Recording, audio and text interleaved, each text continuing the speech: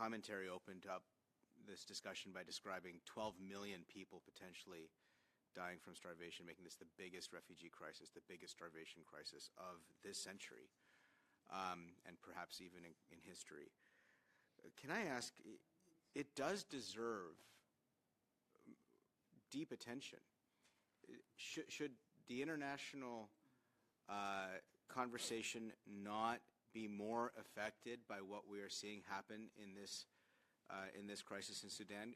If I could turn to both our colleagues from Amnesty International and Raoul Wallenberg to try from their perspective explain, despite their advocacy, their research, their work, their policy recommendations, their appeals to governments around the world, why is it that this is a crisis that is not getting the attention it deserves?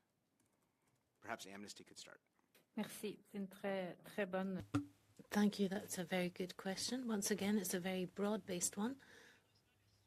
Unfortunately, Sudan is not the sole conflict. It's not the sole humanitarian crisis that's not being given sufficient attention currently.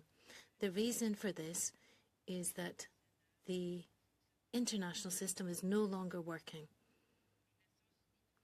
The United Nations is no longer working. The UN Security Council is no longer working either because it's become too politicized. It's always been politicized, but before there was more of a balance. And now the parties that are actually taking decisions at the UN Security Council and the UN General Assembly no longer care about the humanitarian law balance because it no longer works for them. So each state, for example, China, Russia, also the US, they use their veto as soon as something doesn't suit them.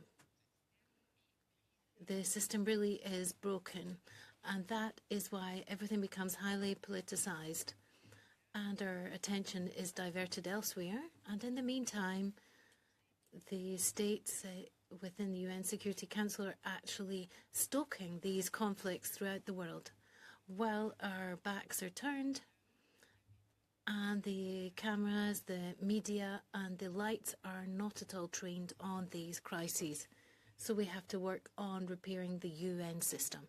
Appreciate that perspective on how the UN system is broken and is failing the people of Sudan.